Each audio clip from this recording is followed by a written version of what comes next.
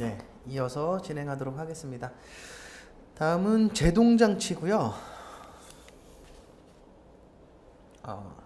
제동장치는 유압 브레이크 먼저 보도록 하겠습니다. 유압 브레이크는 구성은 마스터 실린더, 휠 실린더, 파이프, 브레이크 슈 또는 패드, 드럼 또는 디스크로 구성이 되고요.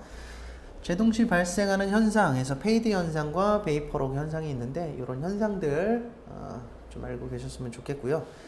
고장 수리, 유압식 브레이크가 듣지 않는 원인과 브레이크 스펀지 현상의 원인 및 대책 있는데 브레이크 스펀지 현상 보고 넘어가도록 할게요. 브레이크 스펀지 현상이라는 것은 브레이크 페달을 밟았을 때 스펀지를 밟는 듯한 느낌이 들며 제동이 제대로 이루어지지 않는 현상을 스펀지 현상이라고 합니다. 원인과 대책은 원인은 브레이크 라인에 공기가 유입된 경우, 브레이크 드럼과 라이닝의 밀착이 부정확한 경우, 브레이크 라인에 베이퍼록 현상이 발생한 경우, 브레이크 드럼과 라이닝의 간극이 큰 경우에 스펀지 현상이 발생되고요. 대책은 원인을 알면 대책을 세울 수 있겠죠.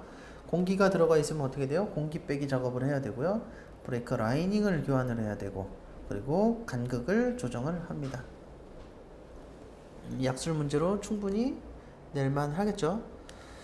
자, 배력식 브레이크, 진공 배력 방식과 공기 배력 방식, 유압식 배력 장치 이렇게 해가지고 세 가지가 있습니다. 요거 알고 계시고, 공기 브레이크, 아까 공기 현가 장치도 있었고요. 공기 브레이크도 있었는데 요 공기 브레이크나 현가 장치가 아직 출제가 안 됐어요. 그러니까 이 부분 좀 관심 있게 좀 보셨으면 좋겠습니다. 자, 공기 브레이크란 압축 공기의 압력을 이용하여 브레이크를 작동을 한다. 특징은 차량의 아모리코도 사용이 가능하고 공기가 조금 새도 브레이크 성능이 현저하게 저하되지 않아 안전도가 높다. 베이퍼록이 발생할 우려가 없다. 페달을 밟는 양에 따라 제동력이 커지기 때문에 조작하기가 쉽다. 압축 공기의 압력을 높이면 더 큰 제동력을 얻을 수 있다. 압축 공기 구동에 엔진의 출력이 일부가 소모된다. 구조가 복잡하고 값이 비싸다. 구조는 공기 압축기, 압력 조정기, 공기 탱크, 브레이크 밸브, 릴레이 밸브, 브레이크 챔버, 체크 밸브, 안전 밸브 등으로 구성이 되어 있습니다. 요거 관심 있게 좀 보시고요.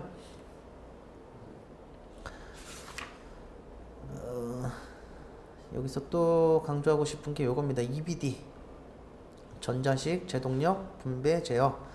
급제동 시 차량 무게 이동으로 전륜과 후륜의 제동력 차이를 극복하고자 ABS의 ECU가 제동 압력을 전자적으로 제어하는 것을 전자식 EBD라고 합니다. 효과는 뒷바퀴 제동력을 향상시키므로 제동거리가 단축되고요. 뒷바퀴 유압을 각각 독립 제어하여 선에 제동할 경우 안정성이 확보가 됩니다. 브레이크 페달 조정력이 감소하고 전륜 브레이크 패드 마모 및 온도 상승 등의 감소로 제동 효과가 향상이 됩니다. 그래서 EBD 좀 관심 있게 좀 보시고요. TCS, VDCS는 기출이 한번 됐던 부분이라서 이거는 넘어가도록 하겠습니다. 자, 자동차 성능은 주행 성능과 제동 성능으로 나오고요. 자, 나누 구분하고요. 주행 성능은 직진 성능, 선의 성능, 승차감 등으로 구분을 합니다. 제동 성능은 정지거리랑 공주거리와 제동거리 합을 정지거리라고 하고요. 직진 성능은 동력 성능, 타행 성능, 제동 성능, 선의 성능은 코너 주행 특성을 말하며 코너링 시 조정성과 안정성을 말한다. 승차감은 소음 진동, 거주성에 대한 성능을 말하며 승차감의 좋고 나쁨을 말한다. 제동 장치에서는 스펀지 현상하고요. 그리고 공기 브레이크, 그리고 EBD 이 정도 세 가지 정도는 좀 관심 있게 좀 보십시오. 자, 다음은 휠 및 타이어입니다. 타이어에서 발생하는 이상 현상, 스탠딩 웨이브하고 수막 현상, 요것도 좀 관심 있게 좀 보십시오. 자동차 타이어에 호칭 치수에 대한 문제가 한번 출제가 된 적이 있었는데요. 똑같은 문제가 또 나오지는 않을 거니까 그거는 넘어가도록 하고 요 이상 현상하고요. 휠 밸런스를 묻는 문제가 작년에도 출제가 됐고 TPMS도 출제가 됐습니다. 넘어가도록 하겠습니다. 그래서 요 휠 및 타이어에서는 요 지금 보이는 스탠딩 웨이브와 수막 현상 요 두 가지 관심 있게 좀 보십시오. 스탠딩 웨이브란 타이어 접지면에서 찌그러짐이 고속주행 시 복원되지 않고 물결 모양으로 남아 심하면 파괴되는 현상을 스탠딩 현상이라고 합니다. 원인 및 방지법은 공기압이 부족함에도 고속주행 시 발생이 되고요. 타이어 공기압을 표준보다 15에서 20% 높여주거나 강성이 큰 타이어를 사용을 합니다. 자, 하이드로 플래닝 수막 현상을 말하고요. 물이 고인 도로를 고속주행 시 타이어의 트레드가 노면의 물을 완전히 밀어내지 못해 타이어는 얇은 수막에 의해 노면에서 떨어져 주행하게 되는데 이로 인해서 제동력 및 조향력을 상실하는데 이를 수막 현상이라고 합니다. 방지법은 트레드 마멸이 적은 타이어를 사용을 하고요. 타이어 공기압을 높이고 리브 패턴의 타이어를 사용하고 주행 속도를 줄입니다. 요 현상 다시 한번 주의 깊게 보시고요. 다음은 자동차 전기 시스템의 축전지 보도록 하겠습니다. 축전지는 화학적 에너지를 전기적 에너지로 변환을 시키는 것을 축전지라고 하고요. 축전지 구비 조건은 용량이 크고 소형이고 운반이 용이해야 되고요. 진동에 견딜 수 있어야 되고 전기적 절연이 완전하고 전해액의 누설 방지가 완벽할 것, 충전이 용이하며 검사에 편리한 구조일 것, 납산 축전지, 충방전 화학식 해서 방전시, 충전시 구조식이 있고요. 이거 한번 보시면 충분히 금방 이해되실 겁니다. 보시고요. 구조는 케이스, 극판, 격리판, 전해, 음극판은 양극판보다 한 장이 많다.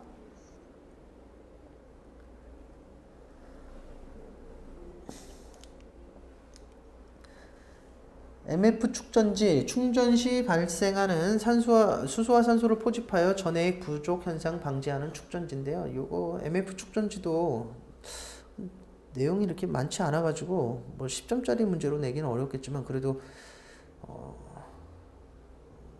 뭐 용어를 묻는 문제 정도에서 뭐 4점짜리 문제 정도로 충분히 출제가 가능하기 때문에 MF 축전지는 따로 좀 정리를 좀 해두실 필요가 있을 것 같습니다.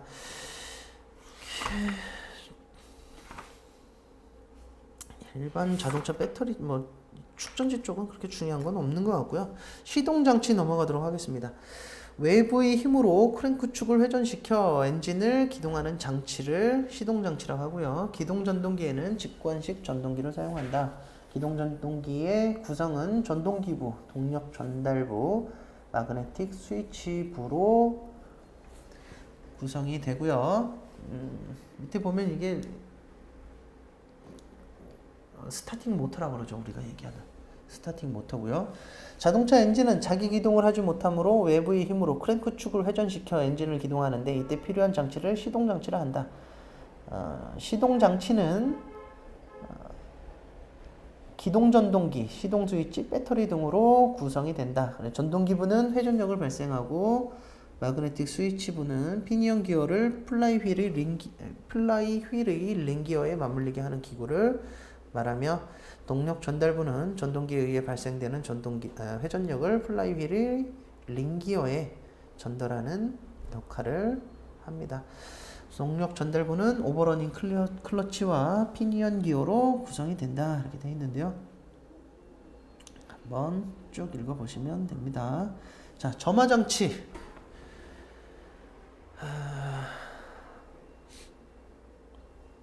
점화장치는 가솔린 기관에 있는 장치로서 점화 플러그의 스파크로 혼합기를 점화하는 장치를 말하고요.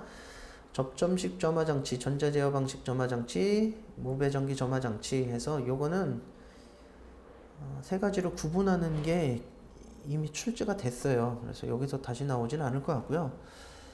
점화 플러그로 해서 점화 플러그가 따로 문제가 출제될 가능성이 있을 것 같아요. 그래서 점화 플러그는 따로 한 10점짜리로 공부를 좀 해두십시오. 점화 플러그는 열형과 냉형으로 구분을 하고요. 자기 청정 온도 해서 카본 등을 태워 청소하는 작용을 할 때 필요한 온도를 말한다. 구비 조건은 급격한 온도 변화에 견디고 고온고압의 기밀 유지를 하고 고전압에 대한 충분한 절연성이 있어야 되고 내구성이 좋을 것, 기계적 강도가 클 것, 연소 시 화학 변화에 대한 내식성이 우수할 것 같은 구비 조건이 필요합니다. 파워 TR 전자제어 방식, 무배전기 방식은 말씀드렸던 대로 한번 출제가 됐기 때문에 다시 출제될 가능성은 없을 것 같고요. 다음은 충전장치 보도록 하겠습니다. 충전장치는 발전기, 전압조정기, 배터리로 구성이 되고요. 자동차용 발전기는 AC 발전기, 알터네이터라고 하고요. 플레밍의 오른손 법칙에 의해서 오른손 법칙의 원리를 이용합니다. 그리고 구조는 로터, 스테이터, 실리콘 다이오드, 슬림링과 브러쉬, 레귤레이터, 전압조정기로 구성이 됩니다.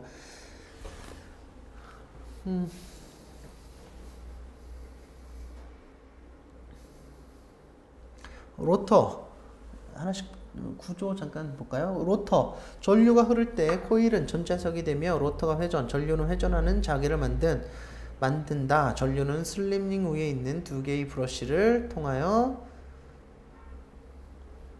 흐른다.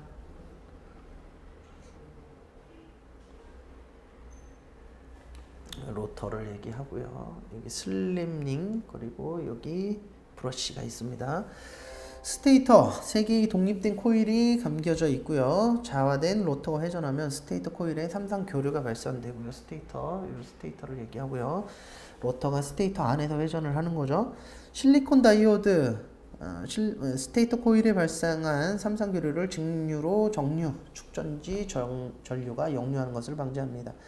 슬림링과 브러쉬 한 쌍의 브러쉬는 슬림링과 미끄럼 접촉하며 설치가 되고요. 브러쉬는 전류를 로터 코일에 공급, 다른 하나는 발전된 전류를 유출하는 역할을 하고, 레귤레이터, 전압 조정기는 축전지 상태에 따라 로터 코일의 전류를 제어하는 작용을 하고요. 뒤에 있는 팬은 상승된 온도를 낮춰주는 역할을 합니다.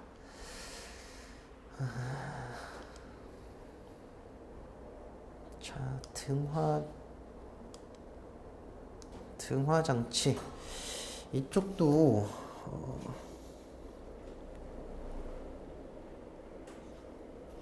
매우 계속 출제가 되고 있는데 요즘 그 HID 램프 해가지고 그 자동 광축 조절 장치가 설치가 안 된 그 싸제로 개조를 해가지고 다니는 사람들 위험하다 해가지고 단속하고 있잖아요. 그래서 HID 램프는 이미 뭐 출제가 여러 번 됐는데 또 이슈가 계속 되고 있어요. 그래서 그걸 또 묻는 문제, 단편적으로 HID 램프를 묻는 문제는 안 나오겠지만 할로겐 램프와 뭐 LED 램프와 비교를 해서 또 묻는 문제라든가 따로 안 해놨네. 여하튼 요 HID 램프가 요즘 다시 한번 이슈가 되고 있으니까요. 요 부분 따로 한번 정리를 좀 해둘 필요가 있고요. 할로겐 램프하고 LED 램프 같이 비교해서 학습을 좀 해두십시오.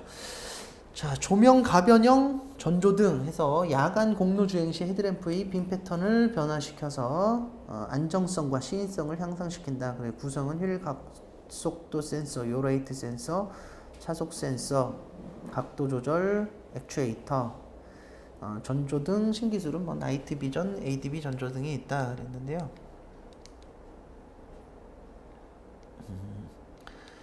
AFS부터 보겠습니다. 이 그림 보시면 조명 가변형 전조등입니다. 그래서 회전을 하거나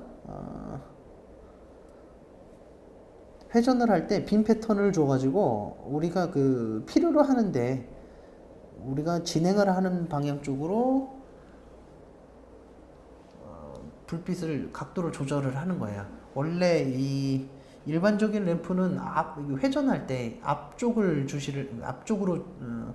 빛이 나가지만 요 AFS 같은 경우에는 회전하려고 내가 가려고 하는 쪽으로 빛을 줬기 때문에 안정성이 당연히 향상이 되겠죠. 밑에 거 요 그림을 보시더라도 충분히 이해가 되시죠? 요거는 내가 가려고 하는 쪽이 아니고 그냥 앞쪽으로 무조건 비춥니다. 근데 요거는 뭐죠? 회전하려고 하니까 내가 핸들을 트니까 회전하려고 하는구나. 그걸 알고 우측으로 비춰주는 거죠. 당연히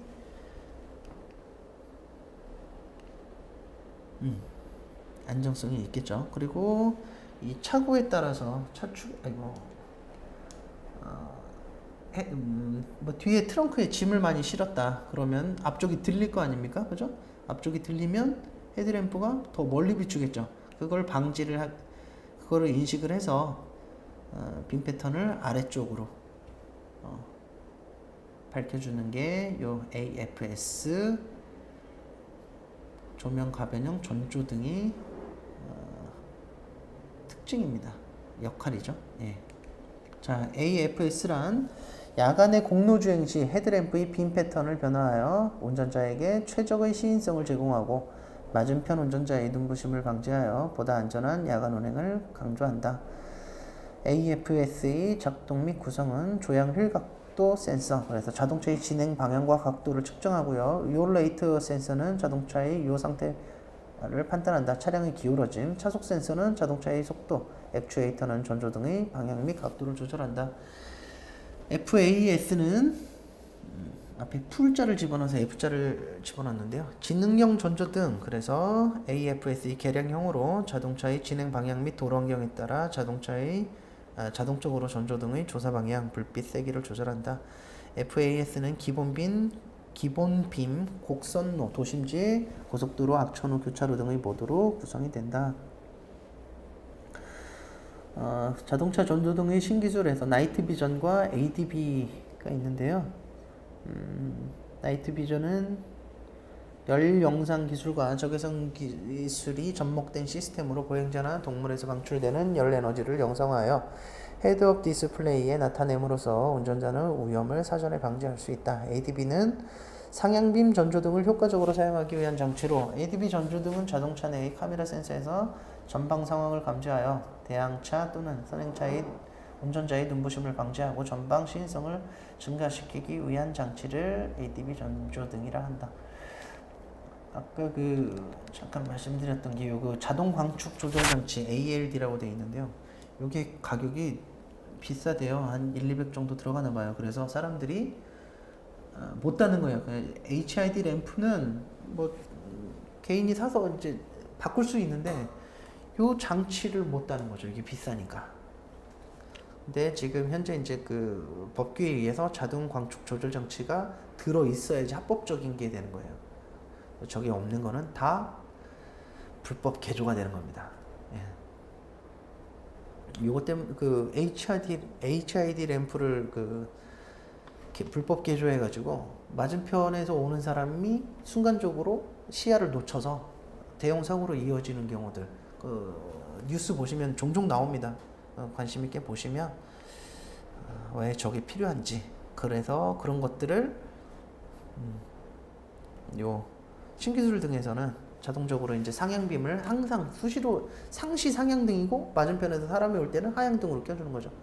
운전해 보신 분들은 아시겠지만 상향등하고 하향등으로 운전할 때는 천지 차이예요, 운전하기가. 그래서 이런 것들이 있다. 안전 및 편의 장치에서 레인 센서 시스템, 오토라이트, 후방 경보 시스템, 타이어 압력 경고 시스템, GPS, 에어백, 액티브 헤드레스트, 운전 보조 장치, 이모빌라이저 등이 있습니다. 요거는 한 번씩 기본 교재를 통해서 한 번씩 학습을 좀 해두시면 좋겠습니다. 레인 센서 시스템은 아시다시피 비 오면 자동적으로 와이퍼가 작동이 되는 거고요. 오토라이트도 마찬가지로 어두운 데 지나가면 자동으로 헤드램프 켜주는 거고요. 후방 경보 시스템 뭐예요? 뒤에 후진할 때 가까운 물체가 있으면 소리로써 알려주는 거고요. 타이어 압력 경고 시스템은 2014년도에 출제가 됐기 때문에 패스하겠습니다. GPS는 인공위성을 이용하여 차량의 위치를 정확하게 알 수 있는 시스템인데 요즘은 뭐 GPS가 상용화돼 있죠. 그죠? 핸드폰에도 있고 차에도 있어서 사고가 나거나 이럴 때 손쉽게 위치를 제공을 할 수 있죠. 자, 에어백은 마찬가지로 출제가 한번 됐습니다. 패스하도록 하고요. 액티브 헤드레스트. 고급 차량들에서는 액티브 헤드레스트가 적용이 된 차량들이 있어요. 고급 차량에만 있습니다. 추돌 사고 발생 시 운전자의 두부가 급격히 뒤쪽으로 흔들려 발생하는 채찍질 증후군을 방지하기 위해 헤드레스트를 전방으로 움직여 두부와의 거리를 좁혀 충격을 최소화하는 장치를 액티브 헤드레스트라고 합니다. 그러니까 이것도 에어백하고 똑같은 원리로 작동이 돼요. 그래서 후미 추돌을 했을 때 요거까지 나가는 경우가 있습니다. 운전 보조 장치 ADAS 해서 자동차 운행으로 인한 사고 발생을 회피하거나 예방할 수 있도록 도와주는 장치이며 각종 센서를 통해 위험을 인지 후 운전자에게 시각적, 청각적, 촉각적으로 위험을 알려 운전자가 적당한 판단을 하여 대처할 수 있도록 도와주는 안전장치를 말하고요. 충돌 회피, 차선 이탈 경고, 사각지대 감시, 운전자 상태 감지 시스템, 보행자 보호 시스템, 나이트 비전 등이 있습니다. 이런 것들 좀 한 번씩 읽어보시면 되고요. 이모빌라이저는 차량 도난 방지 장치로 키에 내장된 반도체는 차와 무선으로 통신되며 아무 코드가 일치하는 경우에만 시동이 걸리도록 한 장치입니다. 차량 도난 방지 장치를 이모빌라이저라고 하고요. 구성은 트랜스폰더, 안테나 코일, 이모빌라이저, 컨트롤 유닛 등이 있는데 한번 쭉 읽어보시고 그쵸, 나온다 그러면 이 정도 내용 정도는 있어야지 문제로 출제할 수 있지 않을까 생각이 드네요. 좀 한번 쭉 읽어서 정리를 좀 해두십시오. 이모빌라이저.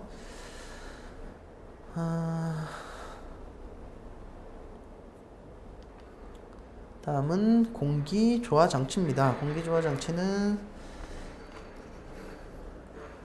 냉방 장치, 압응팽증 해서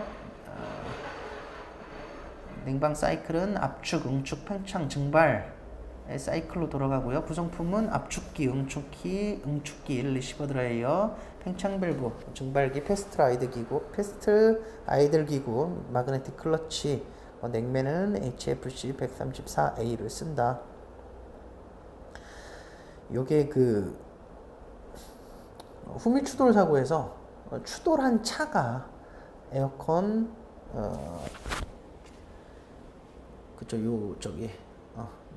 에어컨이 많이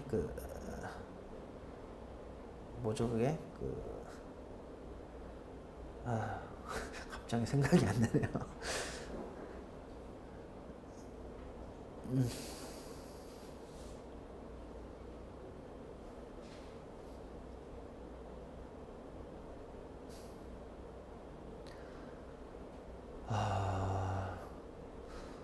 잠시만요.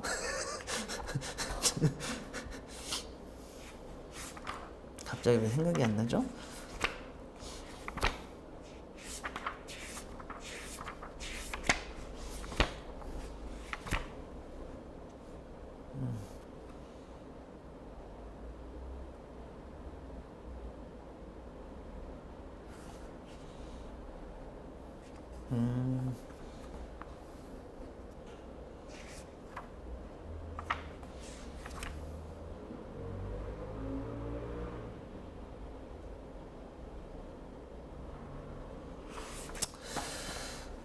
네, 진행할게요. 후미 추돌한 차에서 많이 망가지는 게 에어컨 콘덴서가 많이 망가지죠. 그래서 이 부분도 중요합니다. 근데 이게 아마 기출이 한번 됐을 거예요. 에어컨 콘덴서가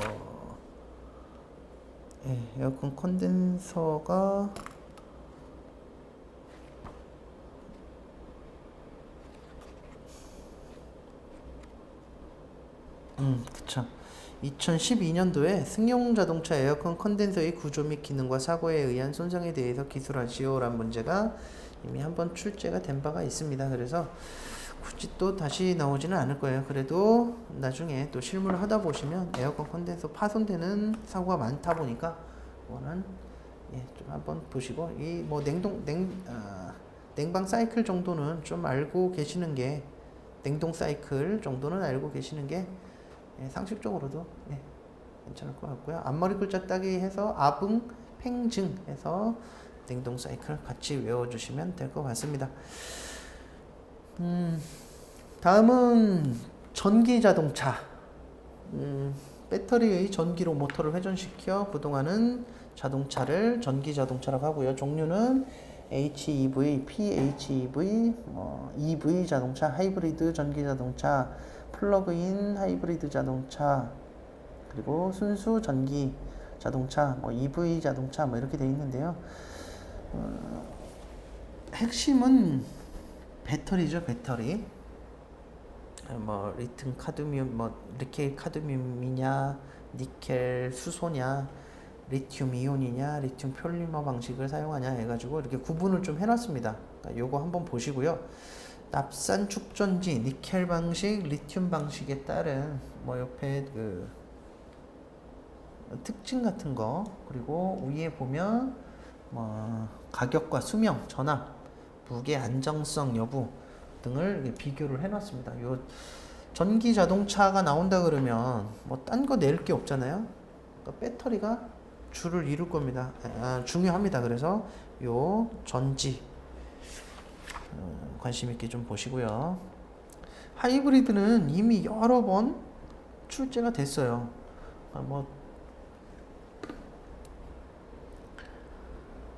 더 이상 나올 만한 게 있는지 모르겠는데, 나온다 그러면은 하이브리드 자동차의 수리시 주의점 정도는 따로 알고 계셨으면 좋겠습니다.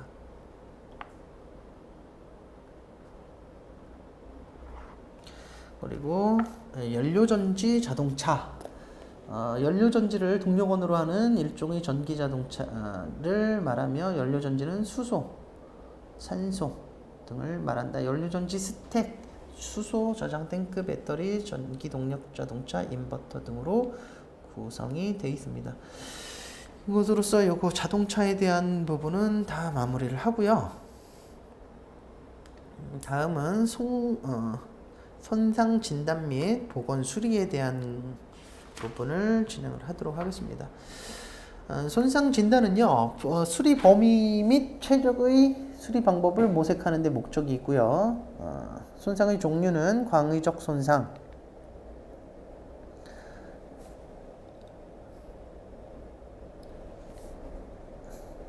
광의적 손상에는 직접 손상과 간접 손상으로 구분을 하고요. 직접 손상은 타 물체와의 충돌 또는 접촉에 의해 외력을 직접적으로 받은 부위에 발생하는 손상을 직접 손상이라고 하고요.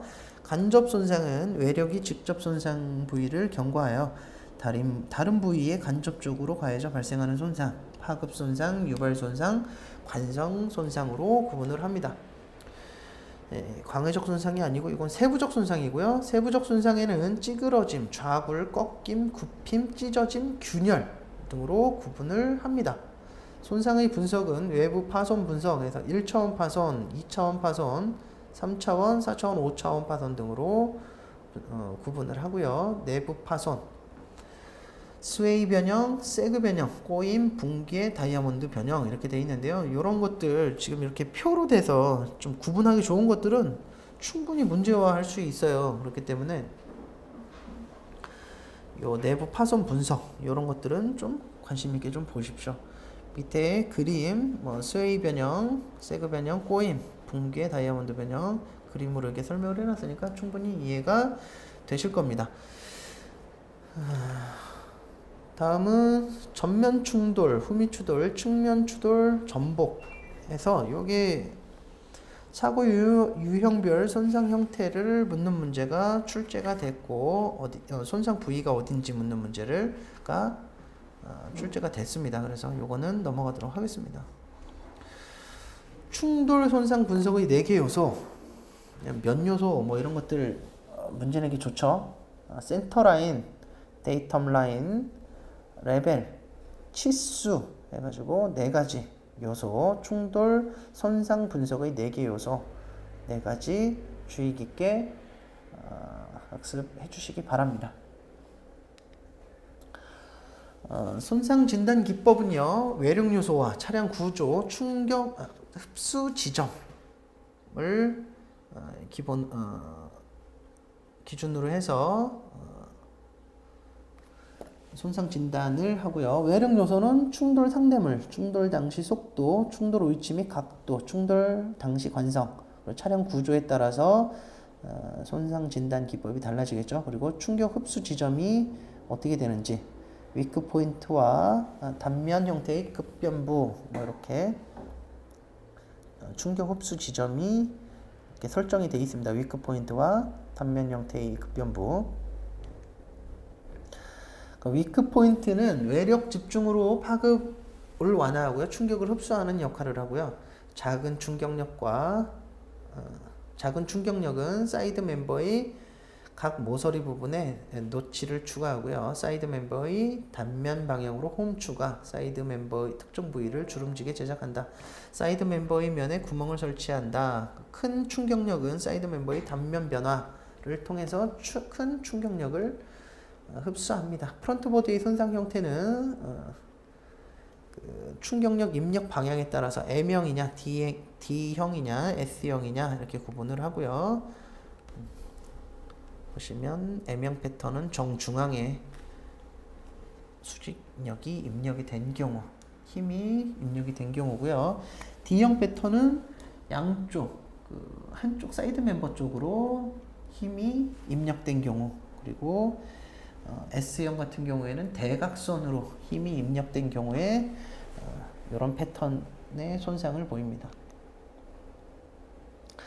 손상 진단의 실무상 적용 OH1, OW1H 뭐 이렇게 언제 어디서 이거 알고 계시죠? 요거에 따라서 손상 진단을 하게 됩니다.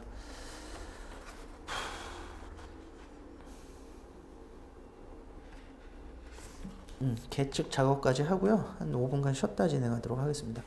계측 작업은 유관 점검과 계측기에 의한 측정을 하는데요. 유관 점검은 신속하게 외형적인 파손 상태를 파악할 수 있고요.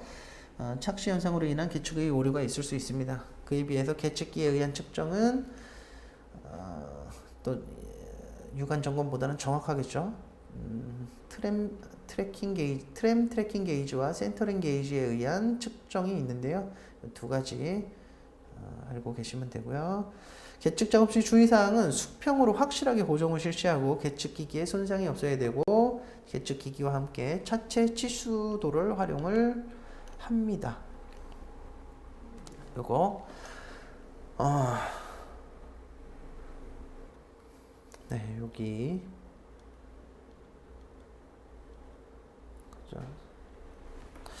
네, 이 정도 하고 저는 5분간 쉬었다 진행하도록 하겠습니다.